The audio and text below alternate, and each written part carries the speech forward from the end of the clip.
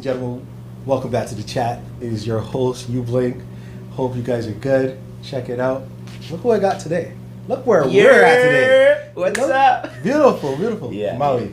Brother, having me. appreciate it. Thank you for having me and for, creating a platform for us to talk and have conversations and make it happen, Oh, I appreciate it.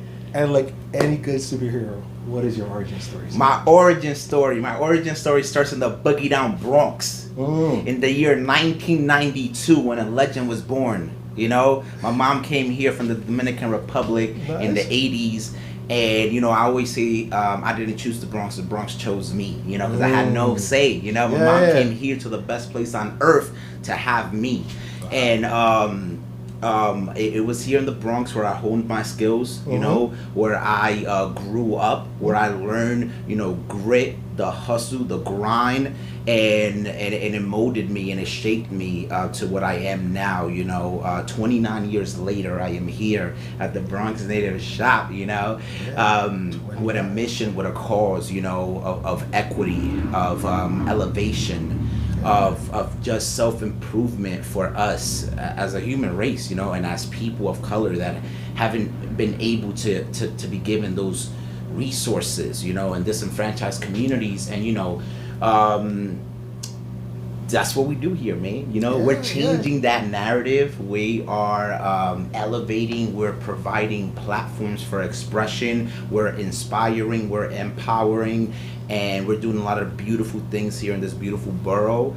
And it's a beautiful thing, Yeah, I appreciate it, man. I love the Bronx Native. I mean, for those who don't know, this is the Bronx Native. What do you offer to the beautiful people out there? Yes. So the Bronx and beyond. Yes. So the Bronx Native overall started as a passion project in the beginning, right? Yes. I'm a creative and entrepreneur first. My career is in design and media and branding, and I wanted to do something for the Bronx, by the Bronx, something that represented our people the right way, right? Nice. I grew up here, and my whole life I heard negative things about the BX, my home, my people, not only from outsiders, but people from the Bronx too. For me, I knew I had to do something with my skill set. I needed to create social change and social impact. I just, how do I do that, and one way was Bronx Native, right? Nice. We started by creating merchandise that represents us, merchandise that inspires, that empowers, merchandise with a mission and a cause, but it's more than that. It's a multi-layered ecosystem that we deal with a bunch of things. So ultimately, I like to say the Bronx Native is a movement, it's something that we're all a part of, and that we're all moving up, we're all elevating, we're all making it happen. We're currently at the Bronx Native shop, which for me, is a cultural hub, is a staple here in the BX. When you come here, it's not necessarily about buying merch, it's about feeling an experience, feeling how the Boogie Down Bronx feels, and you could see that by the graffiti on the wall, that was a communal thing, because this is everyone that has been to the shop that tagged the walls. You can see it from the merchandise, the props. So with this space, we wanted to create that cultural hub, a place for expression and inclusive space that artists, creatives, entrepreneurs can break bread, can connect, can build, and we're moving, we're doing this, and it's incredible. So I see that you are here supporting some of the creatives here in the Bronx, especially the comic book scene. That's something that I'm invested in. Yes. I see you're invested in it as well. Yes. Talk about some of the collaborations that you have here with comic book creators and companies out here in the Bronx. Yeah. So, I have an extremely long relationship with Gary Camp, co-founder of Creative One Comics, which I love. And, we've been together even before the opening of Bronx Native. You know what I mean? Yeah. So, I connected with him. The Bronx is a small world. I went to Bronx Community College and I graduated with my associates in design there, and I met a lot of incredible individuals. One of them connected me to Gary, because Gary is an alumni of BCC, Bronx Community College, right? Did not know that. Yeah. So we just connected somehow, and it was beautiful. I see Gary as a mentor of some sort. He is somebody that is from the Bronx, diehard, made it happen in a creative field in the comic book world, still is a professor, is a teacher, teaching graphic design, teaching all of this. And he really is an example of what we can do and who we are in the diversity here in the Bronx. I love, connecting with him. I've learned a lot from him. And the collaboration is still going, We have our comic book with them. We have merch that we've done. Let's share that. Show that off, man. Yeah, Yeah. This is a triple threat, the Bronx Native edition, special edition. We were able to go to Comic-Con and have a booth over there with Creative One Comics to create merchandise. And these are comic books that tell the story of the Bronx, what I mean? It takes place in the Bronx, characters that are from the Bronx. And it's just a beautiful thing because even now more than ever, you're seeing the impact of comic books, right? And the superhero. We're living in a time where people want to be a superhero. People need a superhero, right?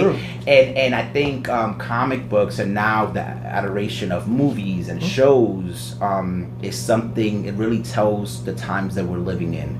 And it's incredible to see that growth and to see that people are embracing comic book culture and everything that it has to offer, right? Because it's a beautiful thing, Yeah. So along with that, what do you see in the community right now that will benefit like us here in the community? There's things going on all the time. Not a lot of people are informed, especially when it comes to the comic book industry. A lot of people don't know that, hey, I could go and make some comic books and promote and inspire other people. Like what are some of the things that you're seeing the impacts of stuff like this right now having in the community? I think it's very empowering, you know what I mean? Because the art of comic books is a multi-dimensional art form, right? You need writers, you need inkers, you need storytellers, the ones that fill in the bubbles. Is a very much collaborative project and collaborative thing, which our mission is all about collaboration, all about togetherness, right? So there's many things that you can learn from that, right? Collaborations, working with one another to create projects, to create a final piece. The actual skill set, right? Of everything, there's a lot of moving parts that come into play. Also, the factor of creating narratives that represent and showcase a diversity, and the inclusion and just everything that the Bronx has to offer. So La Borinqueña, his name is Edgar, and he's also a very good friend of Gary Camp. Gary Camp, I think, introduced me to him. Also a Bronx native who, through comic book, is changing that narrative, right? These comic books that he's doing, it's an Afro-Latina woman, Puerto Rican, Latinx woman that is making it happen. You know what I mean? And to see representation like that, to see something being showcased accordingly is a beautiful thing for our youth, for everybody here growing up. It's very empowering, and to be seen is something that doesn't have words, right? The things that he's doing is really showcasing the history and showcasing the diversity, the history, the culture, the Taino culture, the black diaspora culture, and all of these things that really is incredible. The fact that he's able to do that through comic books and he's had much success, I definitely want to give him his flowers while he's still here. There's an educational component to it. There's it's an incredible thing. There's an exhibition too in Puerto Rico that is hosted La Borinqueña exhibit. Nice. And I love that. You know what I mean? When you can use the arts, when you could use a medium to really educate, to really empower, to impact, to create an experience, I think that's an incredible thing, and we should be doing that with everything. You know what I mean? True. Very honest. Now, check this out. I heard a rumor. You got something signed by the legend. Yes, the legend. The legend. You have something signed by Stan Lee, the man himself, who went to Clinton High School in the Boogie Down Bronx. Just know, man. And comic books. The creator the illustrator of Batman, or the creator, was from the Bronx, Yes, you know, in yeah. Gotham City, right? Was Will Knight basically, is there, too. it's like the Yeah. BX. Stan Lee, you know, grew up here in the Bronx, so there's a lot of connections that the Bronx has. They just named one of the streets here in the Bronx, Stan Lee place. There's a lot of connections. But yes, Stan Lee, I was able to connect with him when we were at the Jacob Javits for the New York City Comic Con. Yes. With Gary and Creative One Comics. He was actually there. It was his last Comic Con, you know, before he passed away. Rest in peace. Rest in peace, you already know. And it's one of those moments that you needed a golden ticket, right, to get up there and like get it signed. And then Gary was like, "Bro, take the shirt and just go over there. Just go over there." True BX nature. You already know we don't give up. No, that's not. No. Do your thing. Do your thing. But no. You know, and it was like, all right, let's get it. You know what I mean? So I went with a shirt. I went there, the line was there, and the dude was just like, yeah, come on, let's get it, you know, and I was like, oh, and I'm over here with Stan Lee, I told him I love him, you know, he signed the shirt is actually up there, nice. And it's a beautiful thing, you know, to have memories like that, and to have something that sparks a conversation, you know, somebody so iconic like Stan Lee, and it's, you know, we have something here in the shop by Stan Lee, you know, that gives honor and represents that, and it's incredible. Bro, you're doing amazing work here, man. Thank you. So, do you have anything coming up for these beautiful people to check out? Yes. For the rest, well, we come to the end of the year, but also going into the new year. Coming into 2022, we have a new series coming out. It's gonna be showcasing the journey and the true hustle of an entrepreneur, right? We've been filming for about a year plus about our struggle throughout the pandemic, and just our journey of opening up our print shop, our studio, and just here in the shop.